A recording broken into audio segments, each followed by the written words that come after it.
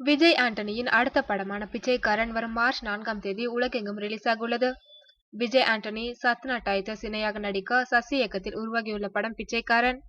இந்த படத்தை KR films நிறுவனத்துடன் இணைந்து ஸ்கால்க் நிறுவனம் வெளியிடுகிறது. படம் குறித்து வெளியீட்டாளர் KR பிலிம்ஸ் சரவணன் கூறுகையில், தமிழ் திரையுலகத்திற்கு இது நல்ல வேலை என்று சொல்ல வேண்டும். நல்ல தரமான கதை அம்சமுள்ள படங்கள் வெளிவருவதும் வெற்றி பெறுவதும் எங்களை போன்ற விநியோகஸ்தர்களுக்கு ஊக்கம் தருகிறது. அந்த ஊக்கமே பிச்சைக்காரன் போன்ற தரமான கதை உள்ள படமும் ஜெயிக்கும் என்ற நம்பிக்கையை தருகிறது.